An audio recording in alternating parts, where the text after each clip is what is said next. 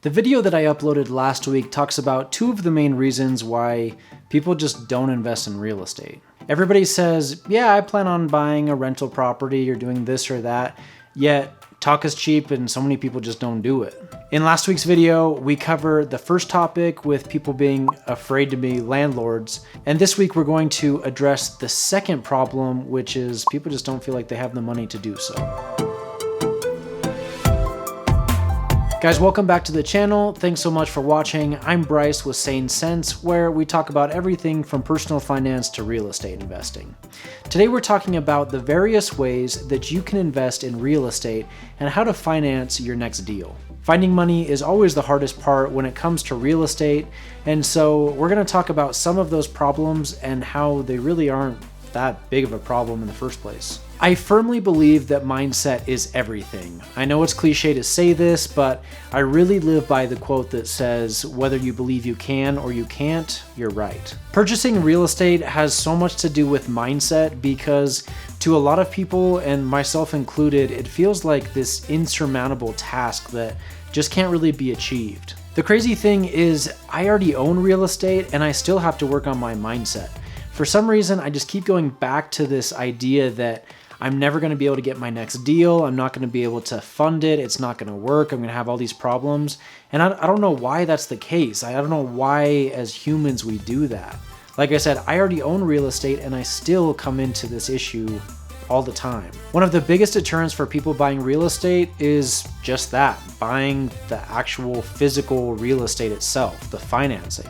People think that it costs so much money and it just can't be done, and that's really not the case. Today we're going to talk about 7 different ways that you can finance your very next real estate deal. When people think about financing a property, this is what most people think about. Conventional financing requires 20% as a down payment. So let's say you have a $200,000 investment property that you want to buy. You go into a bank, they're going to require 20% down. You give them $40,000 and you walk out of the bank with a loan. Like I said, people look at that $40,000 and they think, well, shoot, I'm never going to be able to have enough to, earn $40,000. That's a lot of money. Let's say at your current 9-to-5 day job, after you pay all of your bills, all your expenses are covered, you have an extra $500 per month. If you take that $500, put it away in a savings account, to earn $40,000 is going to take you 80 months, which is just under 7 years. Ain't nobody got time for that. That's a long time to save up for your first investment property. Now, of course, conventional financing is very much an option, and like I said, it's the first thing that people typically think about, but the great thing about real estate is it's very fluid and flexible. It's not as rigid as people think. So I want you to kind of change your mindset a little bit and just kind of think out of the box and realize that this is not your only option. Real estate is not as simple as saying, well, I don't have 20% down, so I guess I won't be a real estate investor. Option number 2 is something called house hacking. This is something that I've talked about before on the channel, and this is how I personally got my start in real estate. After starting with house hacking, it allowed me to buy my first deal, which rolled into my next 2 deals, and it's just this momentum that keeps going and going. House hacking, if you haven't already heard, is where you purchase a primary residence and you use an FHA loan to only put down 3.5%. Because this is your first property, banks will be a lot more flexible with you on the down payment requirements. And like I said, they only require 3.5% down. So what you do is you buy this property, you give them your minimal down payment, and then what you do is you live in one of the bedrooms and you rent out the other bedrooms to your friends and your buddies. This is what I did when I started. I bought my house. It was a 4-bedroom, 2-bath house. I lived in the master suite and then I rented out the other 3 bedrooms to just friends that I knew. And even as people kind of moved out and came and went, I would just find new guys to live with on Craigslist. I'd have them come over, check out the place, and if they seemed cool and chill, then I let them live in my house. Absolutely, this is not for everybody. Not everybody wants to live with a bunch of random people that they don't really know. But it actually worked out to be really cool for me because a lot of the people that came and lived with me, at first I didn't know them, but by the end they became some of my best friends. The other cool thing with house hacking is it's not limited to a single family home. You can do this same thing with a multi-family property such as a duplex or a fourplex. What you do is you'll buy this property, you'll use the same FHA loan to only put down 3.5%, and then you'll live in one of the units and rent out the others. Even though it's technically an investment property and you're renting out the other units to other people, it's still considered your primary residence, and it's all under the same roof, and so it's still your primary residence. This is the single best way to get started in real estate, especially if you don't have a lot of money. All of the money that you collect each and every month from all of your tenants should cover your entire mortgage, and then you live for free. For most people, the most expensive part of their budget is housing. So if you're not paying for housing anymore, you can take that money that you would have been paying for rent, set it aside, and stash it in a bank account to save up for your next investment property. And not only are you living for free, but your tenants are also paying down your mortgage each and every month. And not to mention, because you already own this property, that property is going to appreciate in value over time. So you live for free, your tenants are paying your balance on your mortgage down, and at the same time, your appreciation is going up. So you're earning money in 3 different ways, and all you're doing is starting with a 3.5% down payment. So like I said, I did this with my first property, and it was almost accidental. I really didn't think it was gonna be kind of this chain reaction that got the ball rolling for me into real estate. After living there for only 2 years, I sold that house and I made $40,000 at the end of it. I took that 40 grand and I rolled it into my next 2 investment deals. I did things in a really good order. I bought a really good property. I did some sweat equity to raise the value of the home. And I live in a market where the market is appreciating really well. So, like I said, there are some advantages that I may have had that other people might not.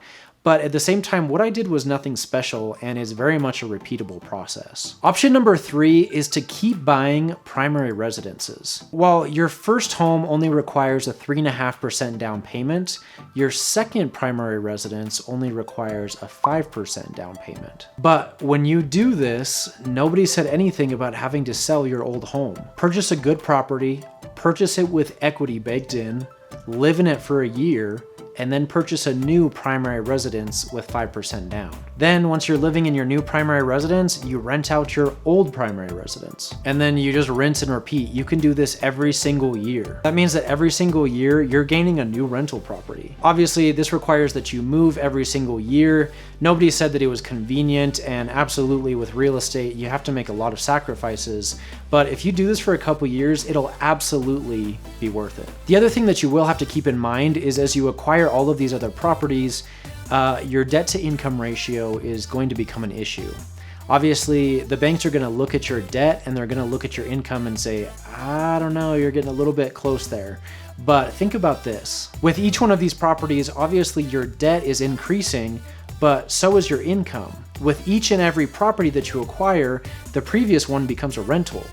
Now that rental income can be added to your existing income, so your income should increase about the same rate that your debt increases. I think the biggest trick with this is to make sure that you buy a property with equity. I don't think I can stress that enough. If I buy a property valued at $200,000, I sure as hell don't pay $200,000 for it. I find something that's worth $200,000, but I pay $170,000 or $180,000 for it. Okay, so you may be saying, hold on a second, why on earth would somebody sell you a $200,000 house for $170,000? They're missing out on $30,000. And you're right, but that's the great thing about real estate is you have to be creative with it. Maybe grandma just passed away and her family that now has to take care of all her assets, they just want to get it gone and sold. Maybe a couple was getting divorced and, there's this house that they're not sure what to do with and both sides don't really want it because there's all these memories associated with it, so they just want to get it sold and get it gone and be done with it. Maybe somebody's moving out of state for a job, and rather than having 2 mortgage payments, they would rather just let it go for a little bit cheaper so they can just have peace of mind and have it be gone and they can be done with that one as well. I don't mean to make it sound bad, like you should take advantage of people's misfortune, but you can actually help these people out. If they've got this property that they just really don't want to deal with anymore, you can take advantage of that, purchase it at a discount, and then you bake in all this equity. If you buy a property every single year that's worth $200,000, but you only pay $180,000 for it, You're making 20 grand every single time you do this, not to mention the rent that you're already collecting, the principal pay down, and the appreciation. Option number 4 is private money. While you may not have 20% down to do a conventional loan on another investment property, I can guarantee you that you can think of at least one person in your life that has the money to do so. After a while, you're just simply gonna hit a point where you can't afford to finance all of these deals yourself unless you're independently wealthy. And so this is the trick. I want you to say it with me. OPM. Other people's money. Rather than you being on the line and you being on the hook for this property, utilize other people's money and other people's credit to buy the property for you. Show them your track record. Show them that you've got 6 rental properties already and you want to show them how to do it too. Maybe you show them how to do it and you split the profits. Or maybe they finance the deal, you manage it for them, and then you split the equity when you sell it. You know, whatever you guys decide to do. There are a lot more people out there sitting on piles of cash that are just wondering what to do with this extra money that they have than I think we realize. This can be friends, it can be parents, grandparents, it can be friends of friends or people that you know, or there are a lot more people that are ready and willing to pull the trigger as soon as they find something that's worthwhile, and you can show them that. You can show them what's worthwhile. Option number 5 is something called hard money. When you hear the term hard money, this typically applies to people that are flipping properties and not necessarily those who are doing buy and hold long-term rentals. For example, you would never want to use hard money if you were to finance a property over 30 years. You would never make any money on it because the interest rates would be so high. Hard money lenders are typically just individuals that will loan you money, but they're at significantly higher interest rates than a bank would give you, oftentimes 10% or 12% or higher, depending on the individual. Like I said, this is typically used for flippers because they're going to take the money, they're going to repair and rehab the property, and then try and sell it all within the course of 6 months or less if possible, so that they can quickly take that money, pull it out, repay off the hard money lender, and then keep the rest as their profits. So the sooner they sell it, the more money they keep. Traditional banks typically won't give you money for a flip because it's too risky for them, unless you do something like a 203k loan.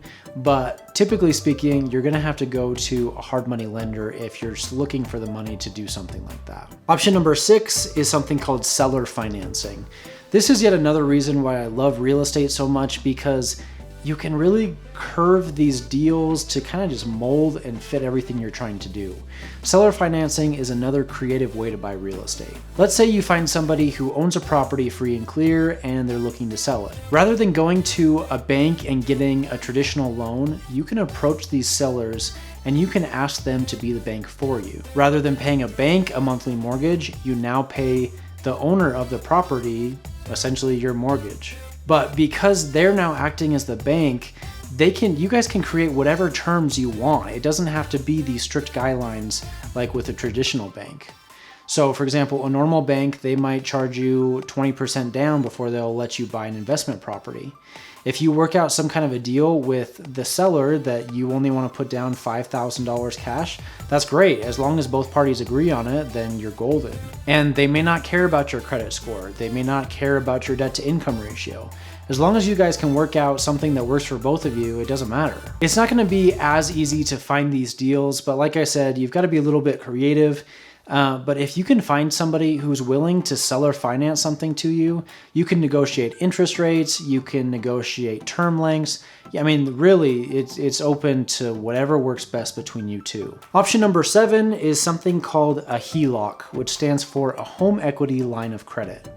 This is not to be confused with a home equity loan, which are two different things. Using something called a HELOC, you can tap into the equity in your current home, your primary residence, and use that money as good as cash. You can use that to finance your next real estate deal. So let me give you an example. Let's say you have a home that's worth $200,000 and you currently owe $100,000 on it. Most banks will typically lend you 85% of something they call LTV, which is loan to value. So in this example, let's take 85% of our home's value, which is $200,000, which comes out to $170,000. Take that $170,000, subtract the $100,000 that you owe, and you're left with $70,000 that a bank will loan you on this line of credit against your house as collateral. You can now take that $70,000, and like I said, it's as good as cash. You can use it to purchase a flip. You could use it as a down payment on a buy and hold.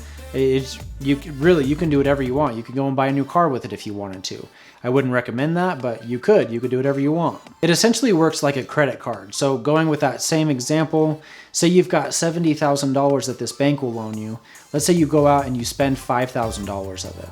You now have a balance of $65,000 that you can use, but if you pay off that $5,000, you're back up to that $70,000 as you originally had, and you can chisel away at that and pay it back and chisel away at that and pay it back.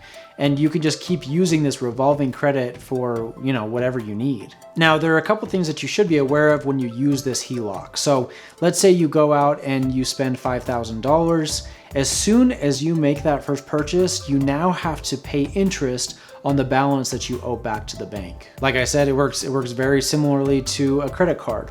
So for example, let's say I go out and spend $25,000 as a down payment on, another investment property. At current interest rates, as of this video, if I were to spend $25,000, my monthly payment would probably be about $150. So if you do use that money for an investment property, you have to remember that you're negative $150 a month. So you need to make sure that that property is making you at least $150 per month to break even, but you want to be significantly higher than that so that you can cash flow above and beyond what you owe. It's also worth mentioning that in this example, the $150 per month is just interest. You're not paying back any principal. So you would probably actually need to pay back $250 or $300 a month to cover your interest and also pay back the additional principal. Typically, HELOCs will have something called a withdrawal period, and this ranges anywhere from 5 to 10 years in most cases.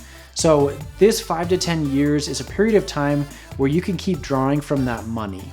If within that 5 to 10 year period, when that ends, if you have an outstanding balance, the account is essentially frozen and you have to repay back all of that principal if you haven't already. HELOCs are also at a variable interest rate. So right now where interest rates are really low, it's great because you can use this money and it's actually cheaper than spending on a credit card or something like that. But keep in mind that if interest rates do go up, your HELOC is also variable. And so you don't want to be surprised with, these massive interest rates if something were to go up all of a sudden. I mean, hopefully that's not overwhelming. HELOCs have a lot of really great benefits, but I just want you to be aware of some of the downsides. My wife and I have personally used the equity in our home to pull out a HELOC, and then we use that to purchase real estate deals, and it's worked out great for us so far. Now, it's my personal opinion that you should never use a HELOC for a long-term investment property. I kind of already mentioned that, but because of the interest and the repayment period, it just doesn't really make sense for a long-term solution. But a HELOC is really good for flipping a property because it's such a short period of time. You can pull this money out of your HELOC, buy the property, do the repairs, sell the property, repay back your HELOC, and then you get to keep everything above and beyond that. While I've already gone over 7 ways to creatively finance another investment property, I don't want you to feel like this is an exhaustive, complete list by any means. There are a lot of other ways to finance real estate that I haven't mentioned. For example, you can use your retirement funds to purchase real estate. You can use a self-directed IRA or a solo 401k. You can use something with a portfolio lender against properties that you already own. You could do a 203k loan. You could do crowdfunding. You can use credit cards. Yes, I said credit cards. You can use credit cards to buy real estate. You can use equity partners. You can borrow against a whole life insurance policy. There's so many different ways, and it all comes down to creativity. So going back to the very first point, I by no means want you to think that the only way to purchase real estate is by using a 20% down conventional loan, because it's not. And if you think that, it's probably gonna limit the amount of real estate you can purchase. I guess really the whole point of this video is just to say that real estate is so flexible and fluid, and that's one of the reasons that I love it, because you can kind of mold and create and shape these deals to cater to both you as the buyer and also seller to make both parties happy. Hopefully you learned a thing or two, guys. I really appreciate you stopping by. Let me know down in the comments below what you thought of this video, and maybe I missed a thing or two. Let me know what you think. Until next time, we'll see you next week. Thanks for watching.